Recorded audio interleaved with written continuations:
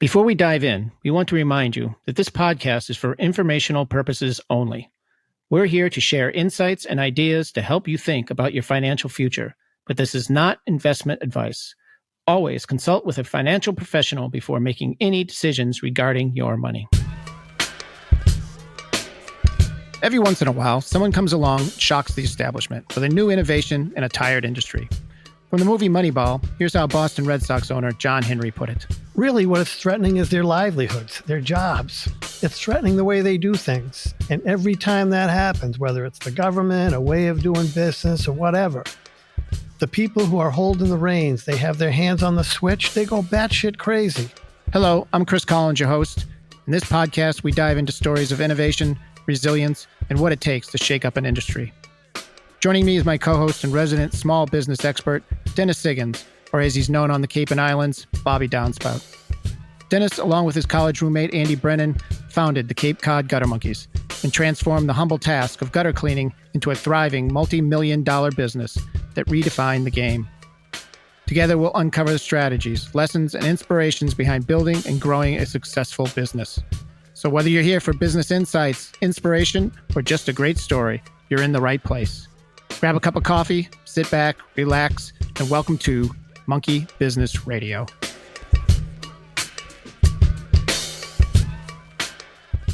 Hello, everyone. Welcome back to Monkey Business Radio. And we're on part 2 of financial literacy. Last week, we covered Financial Literacy 101, and we're going to kind of double back a little bit, review some of the stuff we did last week. As always, I'm here with Dennis Siggins, Cape Cod Gutter Monkeys. How you doing, Chris? Doing well, Dennis. We're going to do a little review, I guess, of last week, just to fill in those who haven't seen the podcast. If you haven't, you can double back later. Last week we started with this great recession that occurred in the 70s. Gas prices tripled over 10 years, hyperinflation. Americans were held hostage in Iran. We impeached the president. It was a tough decade, but as you pointed out to me earlier this week, Chris, no matter how bad the economy gets, there's opportunities there. And one of the opportunities that existed that my parents were aware of was that CDs were outperforming the stock and mutual fund market by a large margin. The stock market was only producing well under 10% for that decade. It was averaging around 5 to 5.5% per year, while CDs were producing anywhere from 12 to 18%. Great opportunity because CDs are available to everybody right at their own bank.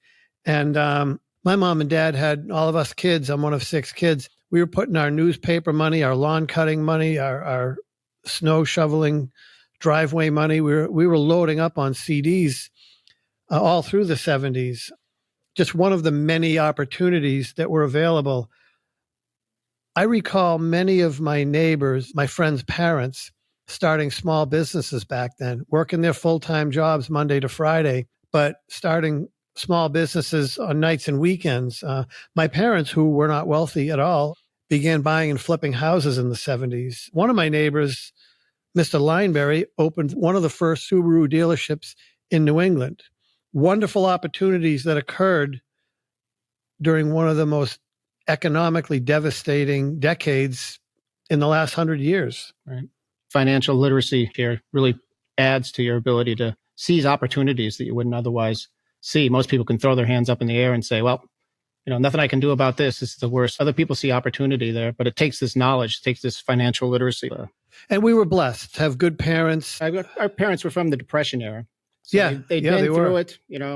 They'd seen worse. They had that ability to kind of take stock of the situation and see opportunity where other people would miss. So getting back to the 4 rules of financial literacy, the rule of 72. We talked about it last week. We're just going to do a quick review. The rule of 72 basically is the mathematical formula that says if you take the number 72 and divide it by the investment's projected annual return, the result is the number of years it will take for your money to double. For example, if you expect an 8% return on your money, 8 divided into 72 is 9. It's going to take 9 years for your money to double. Over the entire history of the stock market, as we know it today, the last 120 years, the stock market has never produced less than 10.2% over any 25-year period in its history. The stock market is most likely to average at least 11% per year. Over the past 10 years, it's averaged 13.9%. Over the last 30 years, it's averaged 10.7%. Over the last 50 years, the stock market has averaged 10.9%. This is not a guarantee. We're not telling you that go out and invest any amount, or we're just letting you know that this is part of the financial literacy platform that we all want to be a part of. We want to have knowledge of what is going on in the stock market, in the banking industry, in your local and regional economic environment. And this is a part of the puzzle. And as long as we can invest our money comfortably over a 25-year period and gain 11% interest per year, our money's going to double every 6.5 to 7 years. It's not rocket science. It's not magic. It's just old school investing. But at the same time, the rule of 72 can work against you. Let's say, for example, you carry a balance on your credit card and that the interest rate you pay on your credit card is 18%. So if you divide 18 into 72, you get 4 years. That means the credit card company is doubling their money every 4 years at your expense. So you can be on either side of that fence, and you can choose which side of the fence that you're on. As we move forward, the rule of 64 is somewhat of an extension of the rule of 72. The rule of 64 is kind of my own invention or my own interpretation of the rule of 72. Basically, the rule of 64 goes like this. It's a general guideline that everything you do in your 20s will be magnified 64 times over in your retirement years. And that's because it's about a 42-year difference from 20 to potential retirement at 62. It means that your money, if your platform or your portfolio doubles every 7 years, it's going to flip 6 times. So money that's invested at the age of 18 will every 7 years double to 20, then 40, then 80, then 160, 320. And at 60 years old, that $10,000 investment at age 18, if it doubles every 7 years, will be $640,000. A $10,000 investment at age 18 has a high likelihood of growing to $640,000. That's 64 times over. There's my rule of 64. And it's important too to take this to heart, because what happens is in these tough times, we have these big crashes. Your impulse is to pull your money out of the markets to do something different. And so that's kind of the financial danger. I think it was John Bogle, this guy who created Vanguard, said, time is your friend, impulse is your enemy. So to not worry about the 1970 crash or the crash that's going to come around the corner, to kind of ride these out and don't change your investment philosophies. But also, Chris, as we all know at this stage of our lives, we change our short, medium, long-range goals. Mm-hmm. If you're in your 20s, remember, we're not day traders here. We're just investing for long-term wealth-building reasons.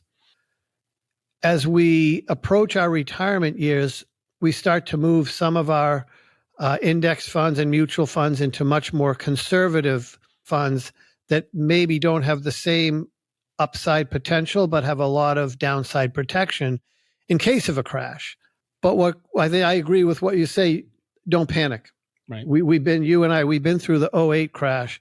There was one in 2001. Remember, we had Y2K followed by 9/11. Challenger disaster, one after the next. They're constant. Yeah. They're ongoing. Albert Einstein very famously quoted, "The most powerful force in the universe is compound interest over time." Mm-hmm. And there's a lot to be said for that. But getting back to sort of wrapping up on the rule of 64, basically everything we do in our 20s is magnified 64 times over in our retirement years. So every $10,000 or every $10 you get into the bank in your 20s is going to be magnified 64 times over. But there's another side to that fence.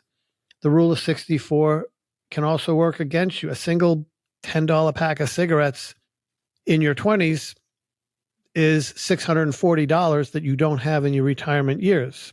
A $10 per day cigarette habit equals $70 a week or $3,650 a year over 42 years. This becomes more than $2.7 million that will not be available in your retirement years. This is knowledge that we should all have so we can make educated decisions in our teens and 20s, because those decisions are going to dictate a lot of where we land financially down the road.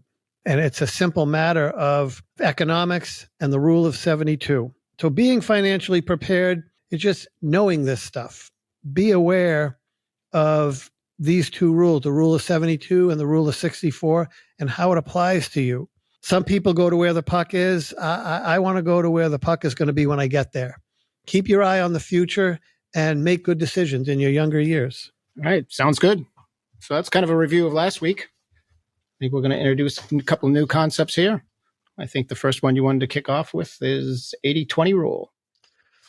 The 80-20 rule. This is the Pareto principle. Again, getting back to our old friend Albert Einstein, he's also quoted as saying, "He who understands compound interest earns it. He who doesn't pays it." And remember, the 80-20 rule, the rule we're about to talk about, has very little to do with annual income and everything to do with process and execution. The 80-20 rule, which is also known as the Pareto principle, it applies to wealth and business and finance, and it basically claims that 80% of the stuff is owned by 20% of the people. Dr. Joseph Juran, he's an American engineer, a business consultant who's widely recognized for his work in creating the Pareto principle, the 80-20 rule. 80% of the problems are caused by 20% of the people. 80% of the land is owned by 20% of the people. And he applied his rule of economics to money, to business, to sports, health, and many, many other areas. Very interesting guy. He was actually instrumental in introducing quality management practices to Japan after World War II. So really, no kidding. Yeah. He was part of that TQM sort of wave that came through when I worked for big airplane manufacturers in California. TQM was the rule of the day. But yeah, wow, interesting guy. Very interesting. And the 80-20 rule came Wilfred Pareto. Yeah, he was a European. Yep. He came to the conclusion 80% of the land in Italy was owned by 20% of the people. Yeah, that's where it comes from. And a 2016 study featured on Statista.com showed that the wealthiest 20% of Americans own 88% of American wealth. Incredible. Let me say that again. The wealthiest 20% of Americans own 88.3% of American wealth, while the remaining 80% of Americans own just 11.7% of the wealth. And one really shocking statistic, shocking to me, that this study also revealed, the bottom 50% of Americans own just 1.2% of the wealth. Yeah, it's incredible. And the bottom 30% of Americans have a combined net worth of negative 1.3. And again, I'm going to say this a lot today. The 80-20 rule has little to do with annual income and everything to do with process and execution. The choices we make in our teens and 20s will have a very strong influence in determining which of these categories we belong to. The wealthiest 20% or the remaining 80% or the bottom 50%. I mean, it's all about decisions that we make. And remember, for today's discussions, we're talking about the wealthiest 20%. That's just 1 in 5 people. We're not talking about Mark Cuban. We're not talking about billionaires, Elon Musk. Yep. No. Yep. We're talking about the wealthiest 20%, 1 in 5 people. Yeah, the guy sitting next to you on the freeway in the car next to you. Yeah. We're talking about the guy in the Dunkin' Donuts having a coffee and a donut. This is the wealthiest 20% that we're talking about today. Do remember that wealth, we're talking about the top 20%. And when we say poor, we're not talking about people who earn less money.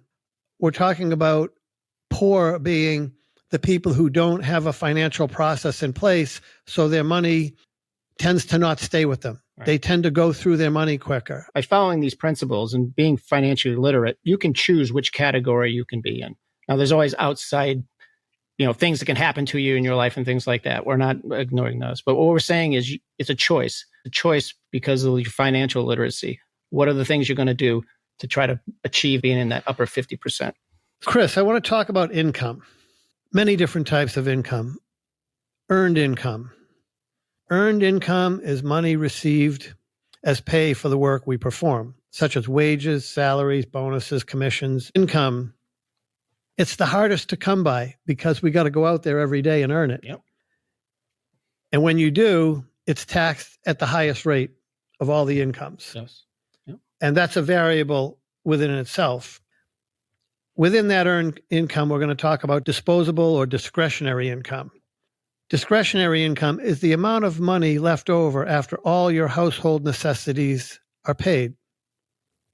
Which necessities is the important. How do you define that? So yes. So how do you define necessities? Needs versus wants when it comes down to. One of the things my parents taught me as a young guy, as a young kid, 10, 11, 12 years old, was we had 2 bank accounts, all of us kids. I'm one of 6 kids.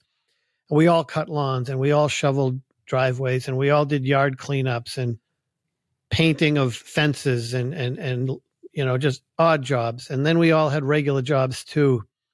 I had a job at a local farm when I was 11, 12, 13 years old. I had a job at a restaurant. I mean, we're always working. And our parents taught us we have 2 bank accounts. It's the small bank and the big bank.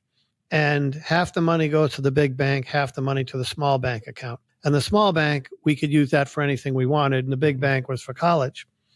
And by 1973, 74 at the latest, no, this is earlier than that, 72, 73, CDs were outperforming Wall Street. So our big bank account got pushed into CDs every year around Christmas time. Yep. And my mom set it up on 1-year CDs or 1-year terms that came due like around the December 28th. So we would work all year long and build up that small bank account. And, maybe back then, maybe I made $3,500 that year. Christmas week, I'd get down to the bank and we would pull out $3,000, maybe keep $500 in the bank and push $3,000 into the next CD, into the next year, and we'd lock it down at 12%, 14%. Eventually, CDs reached 18% by like 1980. It was crazy, but it was the beginning of what I call the financial waterfall. And this has sustained me for my whole life. So the financial waterfall looks like this. We all get a paycheck, most of us. And you receive your weekly paycheck either maybe by direct deposit or you deposit the weekly paycheck into your checking account. And you keep a certain amount. I like to keep 3 months of earnings in my checking account at all times. Or you can go with 3 months of expenses, whatever your waterfall is. When the checking account grows beyond that 3 months, then you make a deposit into your savings account. And I recommend every 3 months, every quarterly, you visit this. And so in a perfect world, you have 3 months of earnings in your checking account and 3 months of earnings in your savings account. The checking account manages your household funds and the savings account is your safety net. Additionally, you have a retirement. Maybe you have an IRA, a SEP, a 401k, whatever form of retirement you have. When that savings account grows to be more than 3 months, so maybe let's say every 6 months you visit your financial planner and you have an extra $1,000 or $2,000 or $3,000 in there above and beyond the 3 months that you require, you deposit that additional money into some form of passive income. Let's call it into your IRA. And that's how the waterfall works. Your checking account is used for your household expenses, and you keep enough in there for an emergency. Maybe if your washing machine breaks or your car has a breakdown. So you have enough money in the checking account that you can accommodate an emergency. And the savings account becomes the safety net in case something terrible happens and you need that extra layer of protection. And then everything else just waterfalls down into your retirement account or your investment portfolio. Yeah, and the interesting thing to point out here too is where wants ends up on this list, right? So you have your essentials, your savings and your debt, then your investments, then your wants. at the end of that, then you have maybe some surplus. Again, you can put towards a savings account or something along that lines. But sure, and that's where the discipline comes in. Right. What is necessary? Yep. If you are parents of 2.4 children, and your children, you're going back to school shopping, it's up to you, the parent, to budget that we are going to budget X amount for back to school shopping. Now, is that $200 per child? I don't know. Is it $300 per child? I don't know. But whatever that dollar amount is, stick to it. Right. Choose a manageable dollar amount for, let's say, in this case, back to school shopping, and you stick to that amount. That will help keep you on budget. Another thing, too, about, let's say, 401ks and such, Chris, a lot of companies have a matching 401k up to, let's say, 3%, 6%, 9%. Some companies are more generous in that area than others. If you work for a company that offers a matching 401k, I strongly recommend you take 100% advantage of this. Yes. Yeah. It's free money. It's free money. Yeah. Yeah. So let's say you earn $50,000 a year and they have a 6% matching. Well, 6% of $50,000 is $3,000.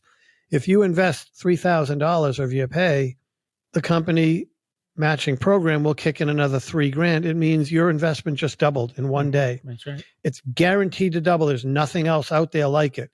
So I strongly recommend taking 100% advantage of everything that your company has that is like that. Yeah. There's other things too. Health savings account, great thing to get into, especially with kids.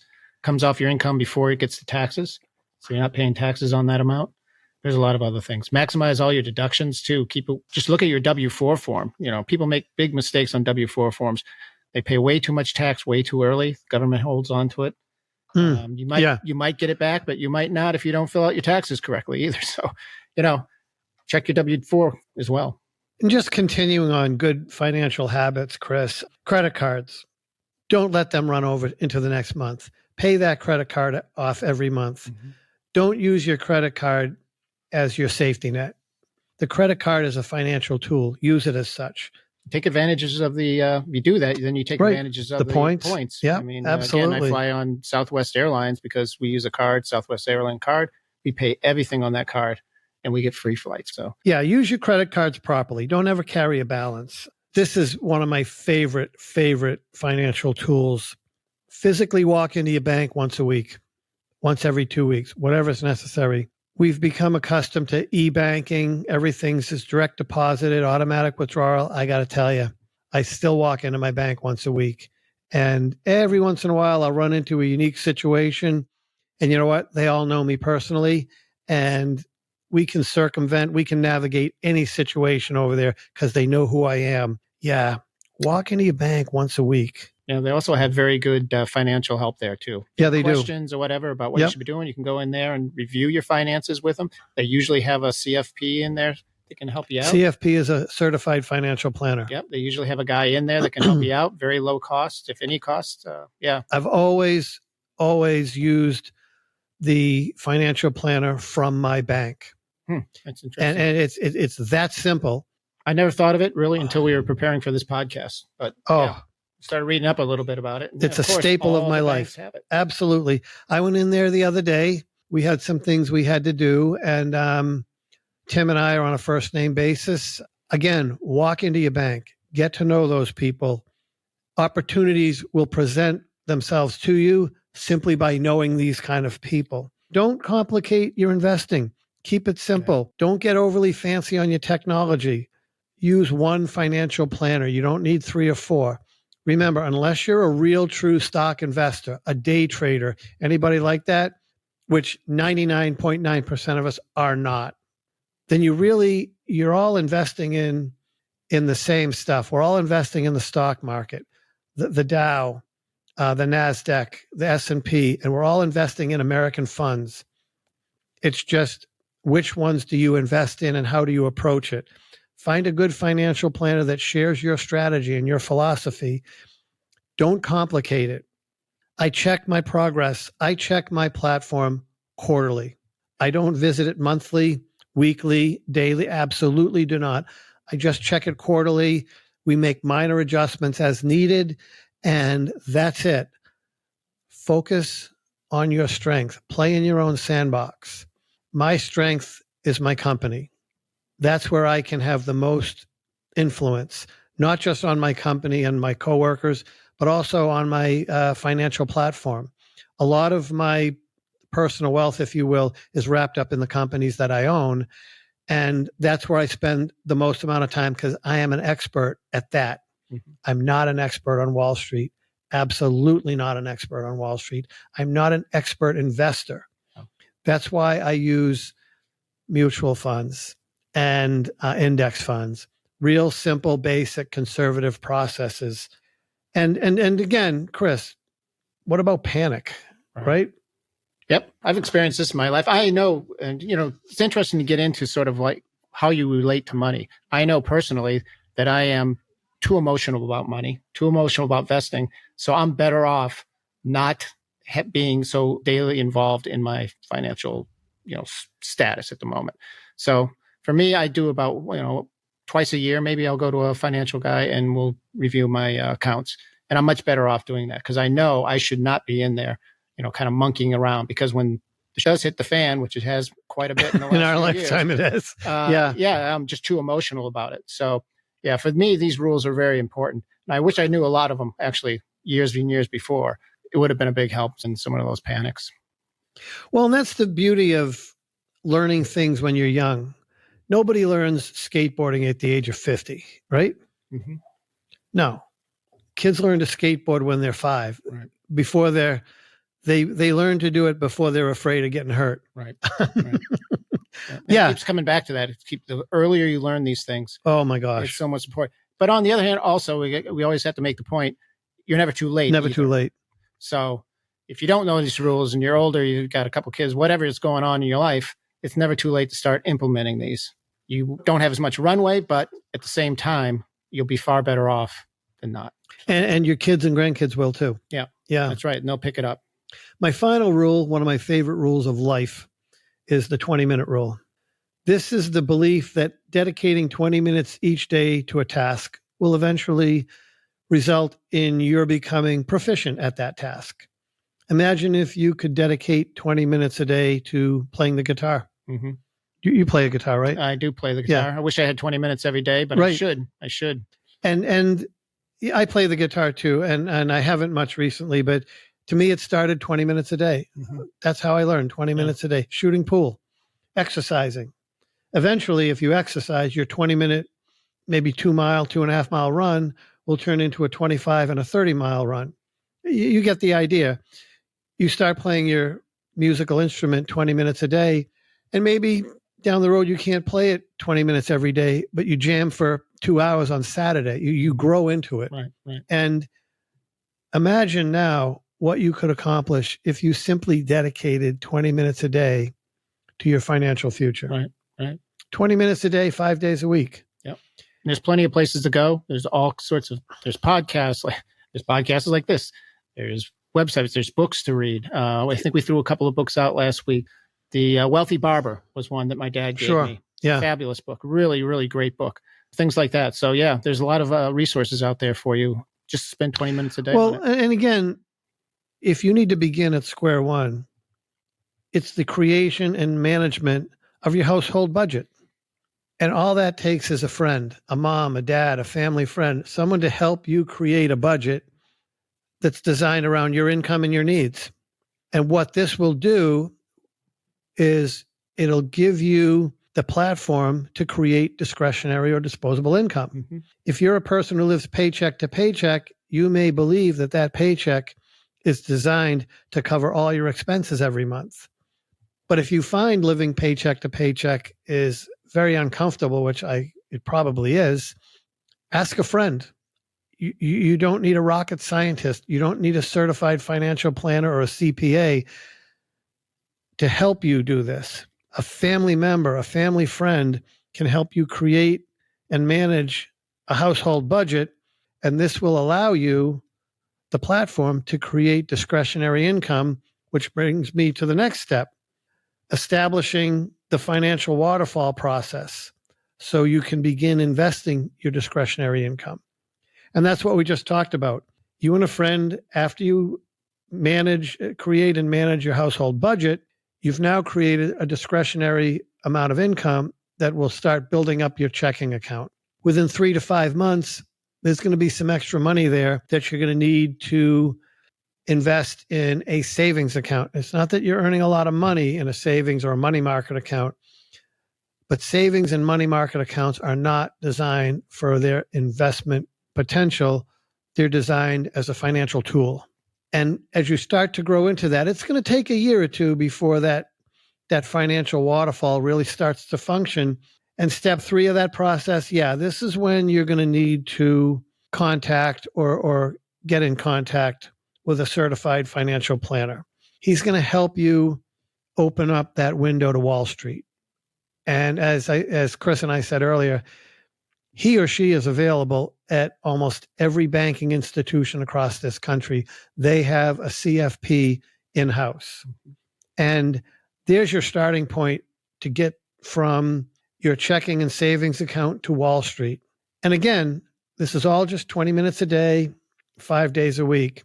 You're not going to be managing your household budget 20 minutes a day for the next 10 years. Once that becomes a part of your normal routine, you don't have to spend time on that anymore. Right. It's all built in place, and you can move on to building your financial portfolio. And step 4 is expanding your financial platform. That's where you might need an accountant, to help you, maybe an attorney. And pretty soon you want to diversify. That's when you need the full inner circle. Your attorney, your financial planner, your banker, your accountant, your business associates. That's why you want to be on a first name basis with everybody in your inner circle, because step 5 is diversification. You need some mutual funds, index funds. You're going to maybe want some real estate in there. Maybe you're going to want to invest in a business that a friend has, or maybe you want to get investing in stocks, individual stocks. I have friends that do that. It takes a while to learn that skill, but as that 20-minute rule kicks into place for you financially, you're going to grow from working with a friend to working with a financial planner to adding an accountant, an attorney, a banker. You will grow into it. And believe me, it's fun, it's interesting, and it's well worth the effort. Having a high level of financial literacy is like your brain is on financial steroids. I started buying real estate as a young guy. I was very, very young at the time. And by the time I was 23, 24 years old, I never felt inadequate in a room with lawyers and bankers. I mean, I was a little gun shy the first 1 or 2 properties I closed on. But by the time I sold those 2 and added 1 or 2 more and flipped another one, it didn't intimidate me at all. I wasn't scared. I was very confident. And as I grew, I almost felt like I was an equal to everybody in this room, the lawyer, the banker, everybody. I didn't feel like anybody had the upper hand on me. And that's because I had financial skills that were equal to everybody in that room. Yeah, you built up your financial muscle. It's kind of interesting because you were a runner, right? I still am to this day. Yeah. And you were actually a really, really good runner. Thank you. Scholarship. So what's interesting, because you've talked about this, I've heard you talk about this before, and that you were running with some really big name runners in college.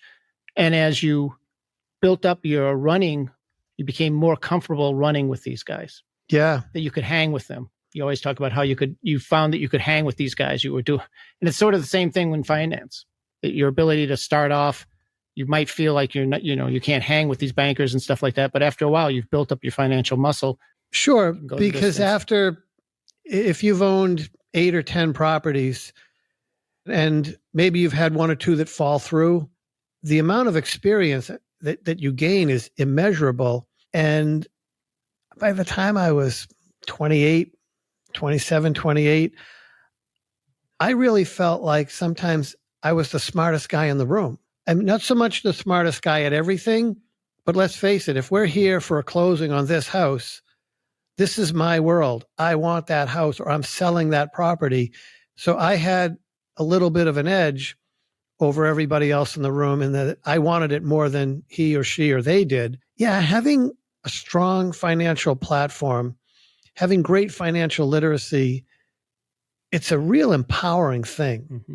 It really is. And to wrap up, Chris, the personal, the inner circle, this is my world. My attorney, I have 2 attorneys. I'm on a personal basis. I mean, each one of my attorneys has had dinner at my house. My financial planner, Tim, he's a great guy. I know him really well. My banker, I'm on a really good first name basis with not only the tellers and but the bank, the local manager, and then the loan officers. My accountant is a former college teammate of ours. You want to have this circle around you before you need them. Right. You don't want to scratch a lottery ticket and win $1 million and not have a financial planner or an accountant in your backyard, because things can happen. And remember, you and me, Chris, we're average people. I'm an average guy. You know what? I'm an average guy. I'm an average of the 5 people that I relate to closest. Right. That's my average. Everybody in this world is an average of the 5 people that you relate to the most. Who are your 5? Are they the guys that are in your fantasy football league? Are they Facebook friends? Are they cyber pals? Are your closest 5 your business associates, your inner circle, your local network of business owners? Set yourself up. I always want to be the dumbest guy in my group. Right. If I'm the dumbest guy in my group, they're pulling me up. They're raising my level every time we get together. And when you do this, when you start this at a young age, it creates opportunities down the road. The platform for opportunities begins early in life by creating a financial process that will mature as we do. And if you start this in your teens and 20s, by the time you're in your 30s, you've got some financial clout behind you. It allows you to take advantage of opportunities that other people don't see. It allows you to see opportunities that other people don't see. A mature financial platform will create opportunities throughout your life that you now have the opportunity to take advantage of, and other people don't. Right. How often do we, this happens to me real often, Chris. A lot of people who want to start a business call me. They know me or they know someone who knows me. And I would say 9 out of 10, the first time we sit down and we have a meeting, and I'm talking people anywhere from 18 to 50, they just don't have the finances to start that business. Right. They have a great idea. They're out ahead of it. Maybe they're in the food service industry and all they need is $50,000 to buy a food truck and really take off with this great idea that they have, but they don't have the 50 grand. Yeah. We see this in American Gutter Monkeys when we're looking at franchisees. A lot of them are great people. Yeah. A lot of motivation. They're almost the perfect person, but the finances are just not going to allow them to, to proceed. And it's really too bad because they would make great franchisees.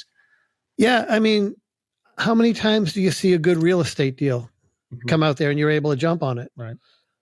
How many times does a good opportunity come along and someone sees that they just don't have the financial backing to get onto that? But if that person had even just a small amount of money and he had a good relationship with his banker and with his accountant and his financial planner, they have ideas. They can get you through this. But if you're not on that first name basis with those guys, you're kind of out there on your own. Right. Yep. There's nothing like an outstanding team around you all times. Right. It can help you in so many ways. So I'm going to kind of close with this. 2 things.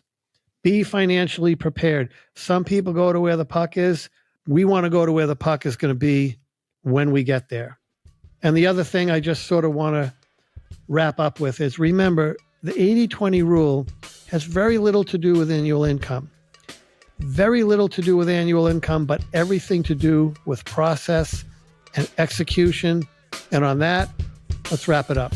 No monkeys were harmed in the making of this podcast. All right. See you next time. Thank you for tuning in to Monkey Business Radio. If you enjoyed today's episode, please make sure to subscribe, like, and follow us wherever you get your podcasts. It really helps us reach more aspiring entrepreneurs like you. And if you got a question or topic you'd like us to cover, leave a comment, or reach out to us on social media. We'd love to hear your thoughts and keep the conversation going. Don't forget to leave us a 5-star review if you found the episode valuable, and make sure to share it with anyone who might benefit from our tips and stories. We'll see you next time. This podcast is produced by American Gutter Monkeys, LLC. Build real wealth through business ownership. For details, visit us at AmericanGutterMonkeys.com.